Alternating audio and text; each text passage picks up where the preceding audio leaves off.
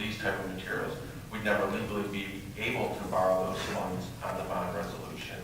We'd ultimately have to wait for the reimbursement from one of the partners or float a general fund loan to them at that point in time until that reimbursement came in. If we legally can't borrow for that, why are we borrowing? I'm sorry, I mean, as a non-lawyer, I know the basic ins and outs of borrowing money, but when somebody tells me you can buy a car with that credit card, but you can't buy the gas, how can I say I'm buying the car and the gas with that credit card? I just don't understand how a non-capital item can be included in a capital project. Can that not just be stated as coming out of some other budget area? Through the President, again, the educational material as part of the entire project is an integral piece of that. The accounting mechanism of accounting for it in the capital project is entirely appropriate at this point. It does not necessarily mean that those funds will be borrowed for that particular purpose. And again, as I mentioned before, legally, we cannot bond educational material. It doesn't have a useful life appropriate underneath local finance law. Thank you very much. Further discussion? If not, all those in favor say aye. Aye. Opposed? Item carries.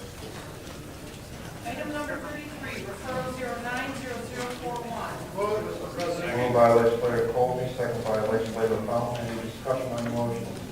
If not, all those in favor say aye. Aye. Opposed? Item carries. Item number 34, referral 090041. Moved by legislator Colby, second by legislator Fountain. Any discussion on the motion? If not, all those in favor say aye. Aye. Opposed? Item carries. Item number 35, referral 090041. Moved by legislator Fountain, second by legislator Barker. Any discussion on the motion? If not, all those in favor say aye. Aye. Opposed? Item carries. Item 36, referral Moved 090043. by legislator Fountain, second by legislator Barker. Any discussion on the motion? If not, all those in favor say aye. Aye. Opposed? Item carries. Item number 37, referral 090044. Moved by legislator Fountain, second by legislator Barker. Any discussion on the motion? If not, all those in favor say aye. Aye. Opposed? Oops, I'm sorry, I missed that. We're on 37. Sorry, Oh, item carries. Item number 38, referral 090074 is a matter of urgency. Second. Moved by legislator Barker, second by legislator Fountain. Legislator Fountain. Thank you, Mr. President. And through you, I know that this came into us today as a matter of urgency to approve a contract with the Sheriff Command Unit. And my question is, last month we also approved a contract with the Road Patrol Unit and through you to the administration. Is this the settlement here, or the settlement of the contract we approved last month?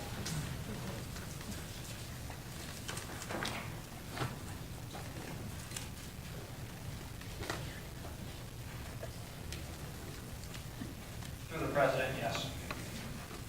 And through the President, can you explain a little bit here more about number 2? Were the increases in healthcare premium, or what are the increases in the healthcare premium for the employees, as well as if any new plans are offered in this contract? Yes. In each year of the contract, the amount that the members of this unit will pay in their paycheck will increase $10 per paycheck, except for 1 year, so go by 5, and that's the year that coincides with the loss of the health reimbursement account. And they will continue to have their current insurance as a base plan and the ability to buy up to the Healthy Blue platform. Thank you. Any further discussion? If not, all those in favor say aye. Aye. Opposed? Item carries. Item number 39, referral 090075. Moved by legislator Milovich, second by legislator Johnson. Any discussion on the motion? If not, all those in favor say aye. Aye. Opposed? Item carries. Legislator Fountain. Mr. President, I'd like to move that we discharge from committee item number 090045 authorize a contract. Second. Questions, discussion? Oops, Hannah?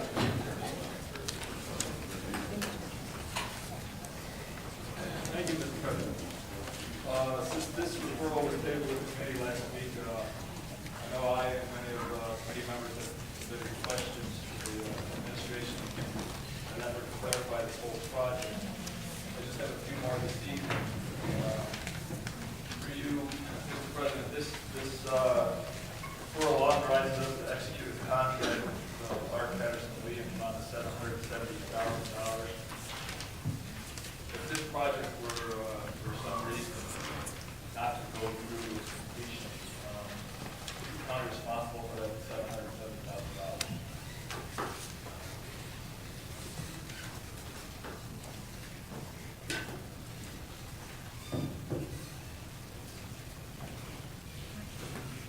Through the president, if I understand the question correctly, would the county be responsible for the $770,000 if we were not to meet the stipulations in the grant?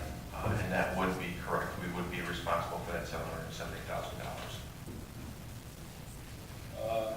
Through you, Mr. President, is there any reason that you would see right now that we would not meet the stipulations in the grant? Through the president, no. Thank you. Also, through you, Mr. President, the location of this project is on the Monroe Community Hospital campus, if I'm not mistaken. Is that correct?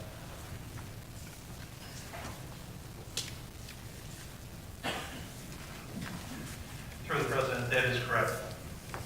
Through you, Mr. President, is there any reason why we can't add on to the hospital itself rather than building a freestanding structure? Because if I'm not mistaken, this is a freestanding structure. Is there any reason we can't add on to the hospital and would it be cheaper for you? Through the president, we could add on to the hospital, but it would be more expensive than constructing a freestanding structure on the campus of the hospital. For you, Mr. President, can you give me any reasons why that would be? Normally, I would think that there would be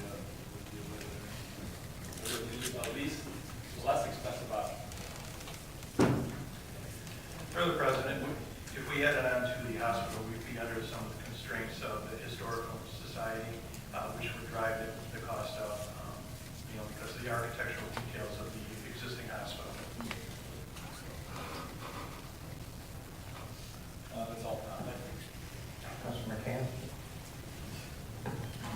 Yes, thank you, Mr. President. Through you, I'd like to ask someone from the administration if they could tell us if there are any other financial risks that the county might face in developing this project.